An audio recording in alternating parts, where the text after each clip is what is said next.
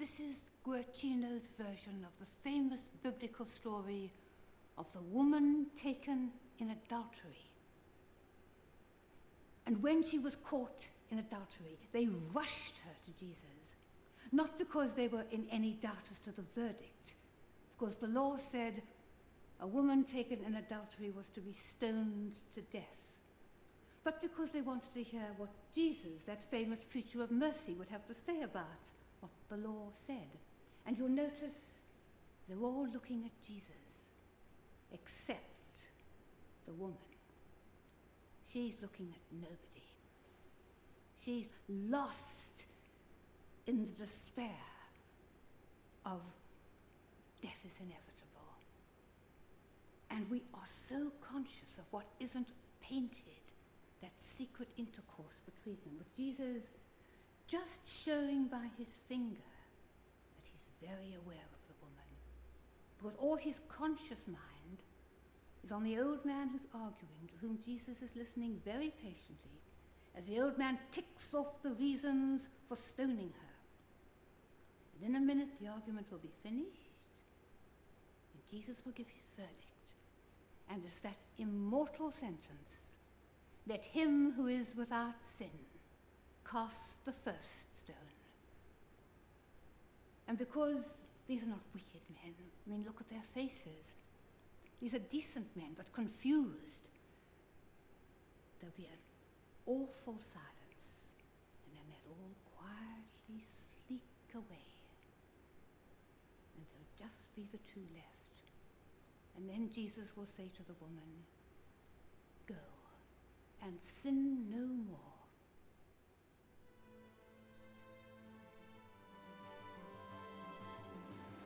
Women have always had a hard time, and so it was for the first great woman painter in the story of painting. This is Rome's old artistic quarter, and it's here that Artemisia Gentileschi was born, and it's here that she was raped by another artist. This was clearly the central experience of her life. And again she paints a scene where a woman revenges herself on a powerful man, like the biblical story of Judith slaying Holofernes.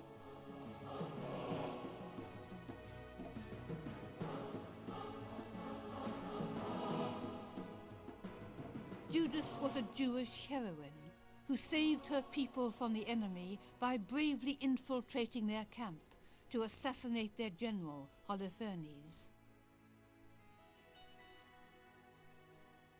And Judith dressed herself up in her very best and sallied out at night with a maid. The maid was there to safeguard her chastity. And she plied him with drinks. When he was completely drunk, she took out her sword and she sawed off his head. Now, this story has always appealed to male fears. Of course, nowadays we know quite well that no male need fear anything from a woman because we're all equal. But in the bad old days, they didn't understand that. And there's this buried Freudian fear that a woman can cut a man down to size, which is what Judith literally did. Her Judith is not all that beautiful. She's a powerful woman. And in fact, it's a self-portrait of Artemisia. She looked herself rather like this. Heavy jaws, incipient double chin, but attractive and intelligent, but not the siren type that most male artists show Judith as. And look how sensibly this practical woman has prepared for the assassination. She's bought a basket to put the head in. She's bought a cloth to mop the blood up. And in fact, if you look, it's a very bloody, unpleasant deed. She's not glamorizing it. Most male artists show Judith triumphantly holding the head herself. Not Artemisia. She's given the nasty thing to her maid. And all she's concerned with is getting away safely. She's done her duty. She's vindicated her people. And something of the great psychic force of this picture must come, I think, from Artemisia's own experiences as a girl.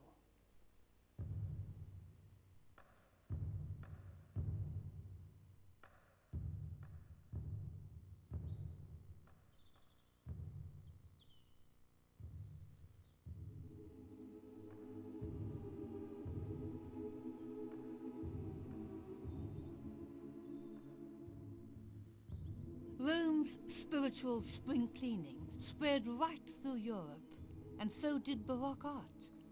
One of its most original practitioners, El Greco, settled here in Toledo.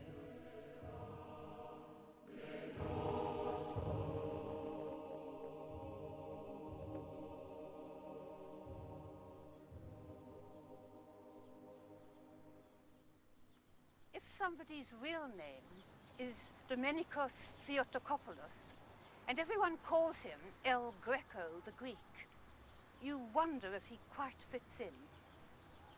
We don't know much about El Greco.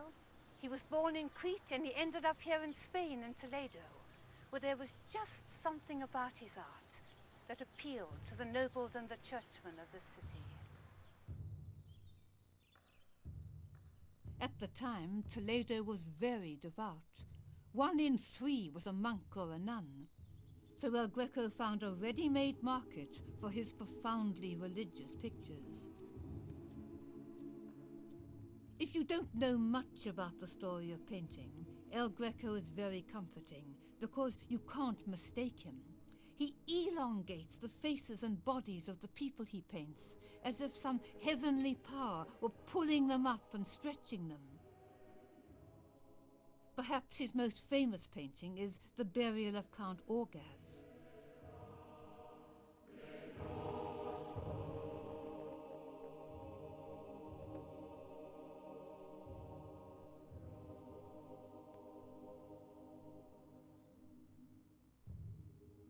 Then look what he does to a view of Toledo.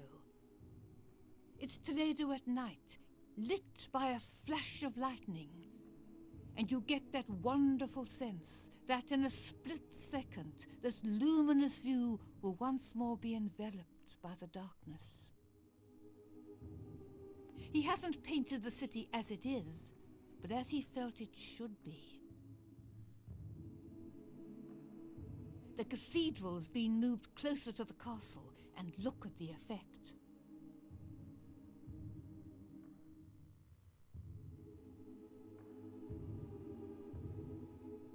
In El Greco's painting, the church now dominates the terrain, and he exaggerates the curve of the hills and the bulges of the clouds. It all dramatizes the power of religion in union with the glory of nature.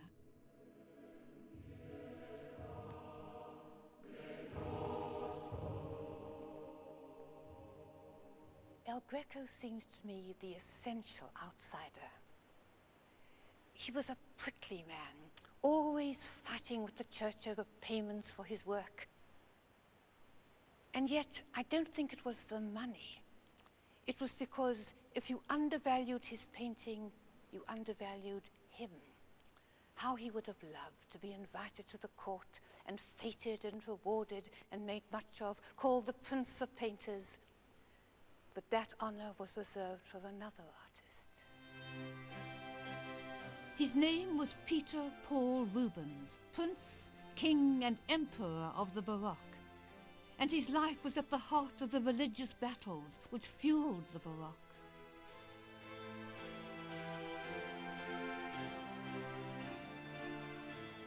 Rubens' home was Antwerp. And it was on the frontier of the battle between the Spanish Catholics and the Dutch Protestants. He built himself a splendid mansion to live in and paint in. But politics often called him away, and he was an ambassador between Spain and Protestant Britain, both knighting him. This painting is Rubens' response to the bloody conflicts of his time. This is one of Rubens' great public pictures, an allegory of war and peace. And of course, at once our heart sinks because we don't really like allegories.